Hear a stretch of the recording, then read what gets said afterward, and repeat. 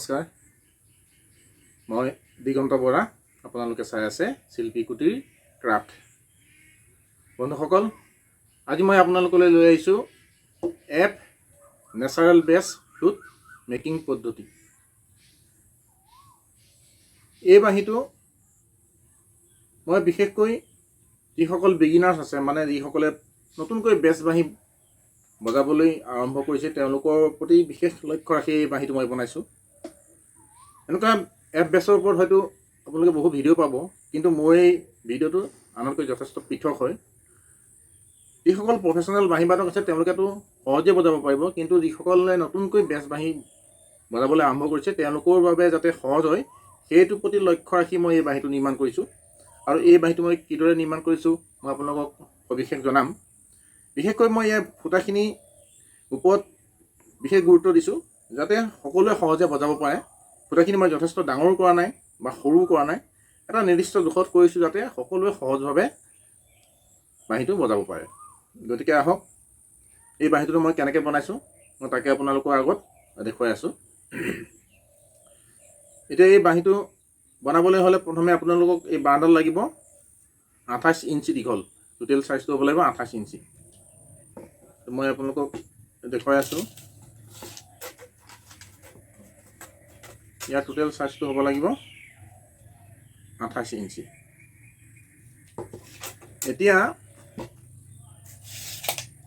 মই আপোনালোকক এই ফুটাখিনি হিচাপটো দিছোঁ এতিয়া ইয়াৰ পৰা ইয়ালৈ আপোনালোকে কিমান দূৰত্ব ৰাখিব সেইটোৰ ওপৰত একো নিৰ্ভৰ নকৰে এইটো আপোনালোকে ইয়াতো দীঘলো কৰিব পাৰে সুবিধা অনুযায়ী ইয়াতকৈ যদি ছুটিও কৰিব পাৰে কোনো কথা নাই মাত্ৰ এই ফুটাটোৰ দূৰত্ব কিমান মই এতিয়া আপোনালোকক সেইটো দেখাইছোঁ প্ৰথমে আপোনালোকক দূৰত্বখিনি মই দেখাই লৈছোঁ আপোনালোকক তাৰপিছত ফুটাখিনি চাইজ কিমান চাইজত সেইটো মই পিছত মই জনাই আছোঁ এতিয়া প্ৰথমে আপোনালোকক মই দেখাই আছোঁ যিটো ব্লয়িং হল আছে এই ব্লয়িং হলৰ পৰা প্ৰথমে আমি মাৰ দূৰত্বটো চাম ব্লয়িং হলৰ পৰা মাৰ দূৰত্ব হৈছে 25.5 সেণ্টিমিটাৰ ব্লয়িং হল টু মা 25.5 সেণ্টিমিটাৰ তাৰপিছত আমি মাৰ পৰা গাৰ হিচাপটো ল'ম মাৰ পৰা গাৰ দূৰত্ব হ'ব 5 সেণ্টিমিটাৰ মাটো গা 5 সেণ্টিমিটাৰ এতিয়া আকৌ আমি গাৰ পৰা ৰে'লে ল'ম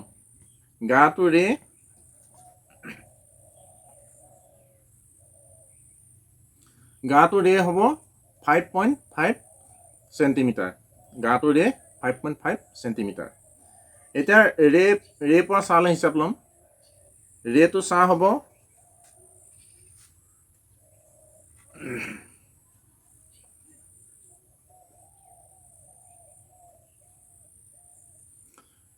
ৰেটো চা হ'ব 6 সেণ্টিমিটাৰ ৰেটো চা 6 সেণ্টিমিটাৰ এতিয়া আমি চা পৰা নিলে হিচাপ ল'ম চাটো নি হ'ব 3 সেণ্টিমিটাৰ চাটো নি 3 সেণ্টিমিটাৰ তাৰপৰা নিৰ পৰা ঢালে আমি জোখ ল'ম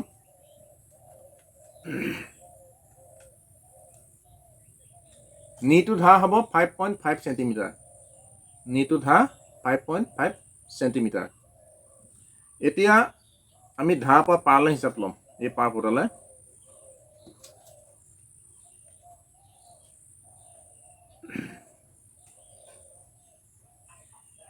ধাটো পাৰ হ'ব 7.5 সেণ্টিমিটাৰ ধাটো পাৰ 7.5 সেণ্টিমিটাৰ এতিয়া আমি এই ফুটাটো জোখ ল'ম ইয়াৰ যিটো ডায়মিটাৰ হ'ব সেই ডায়মিটাৰটো হ'ব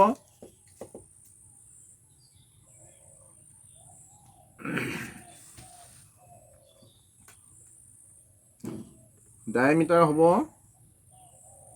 22 mm ইয়াৰ ফুটাটো চাইজ হ'ব 22 mm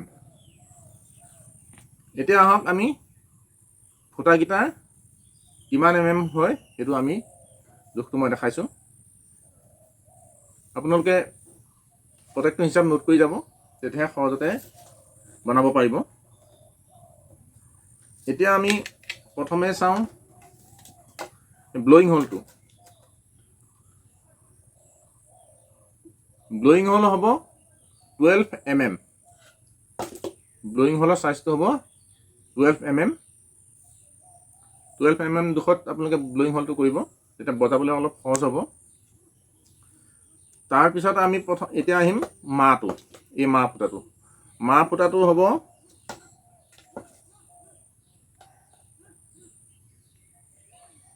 9 mm। মা হ'ব 9 mm। তাৰপিছত আমি গা হিচাপ ল'ম। গাটো কিঞ্চিত ডাঙৰ হ'ব মাতকৈ, 10 mm। গা হ'ব 10 mm। তাৰপিছত আমি ৰে ফুটা জোখ ল'ম।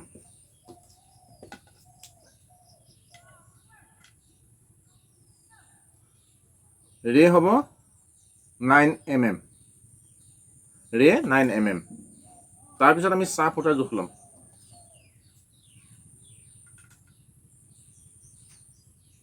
চাও হ'ব 9 mm। চা 9 mm। তাৰপিছত নিটো চাম।